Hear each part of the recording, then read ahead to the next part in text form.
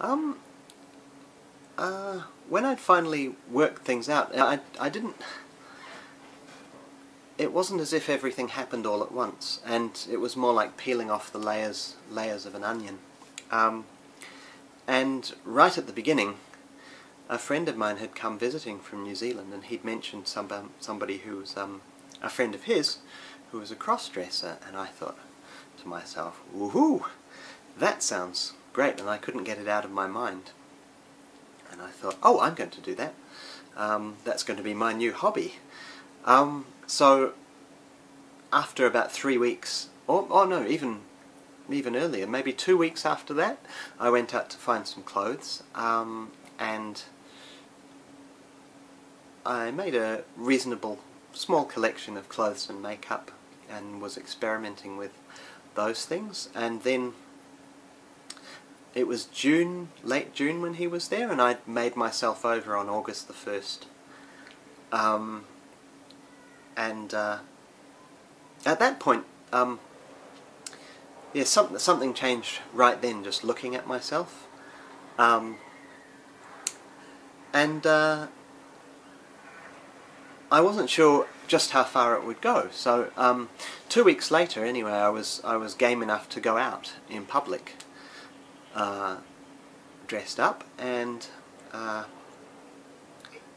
I did it more and more. So basically, every time I felt I needed to take action, I did it. And then by, I think that was on that particular day in February when everything turned around, I thought to myself that I'd actually reached the end by that time of things that were reversible. I'd been growing my hair longer, or shaving my legs, or that sort of thing, but all of those things could change back. But once I realised that this was really me, in February I decided, yes, well, now it's going on with things that I won't be able to reverse. So that was when I started to make inquiries about hormones and so on. Now, how was the news received?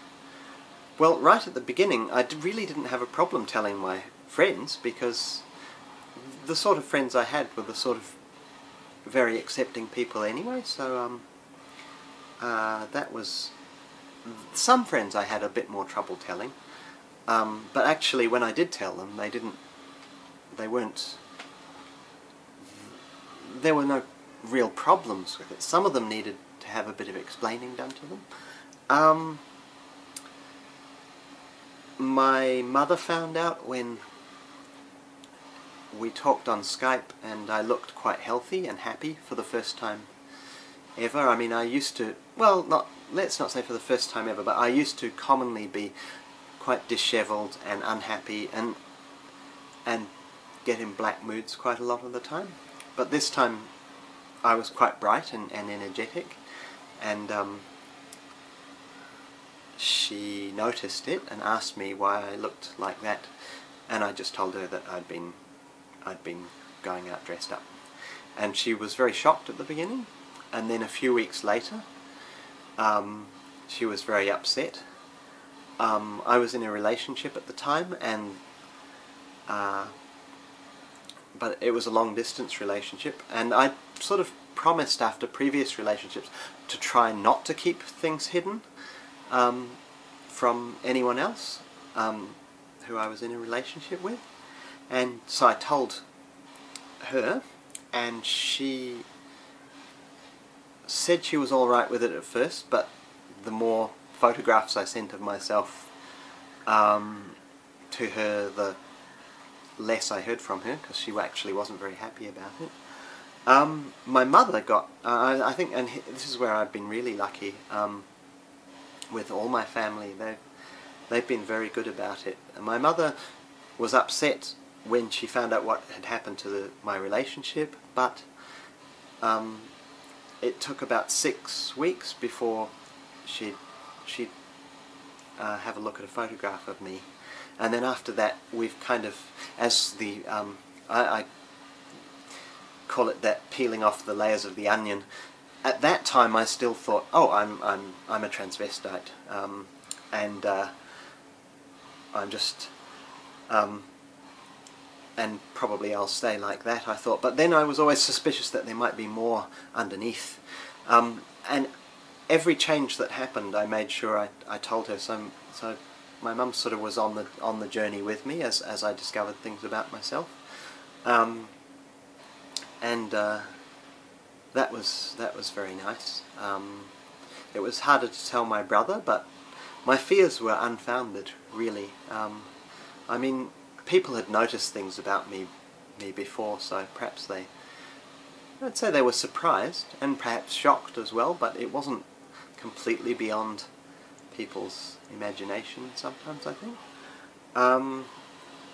So within my family and friends, really, I had no problems in the long term, and the short term problems only lasted for a few weeks. So I'm really lucky in that regard, I think. Then work. I was leading a double life for quite a long time, where I would not go into the place where I was working dressed up like that, but I began to tell people, and I would sometimes meet them outside work as Cathy,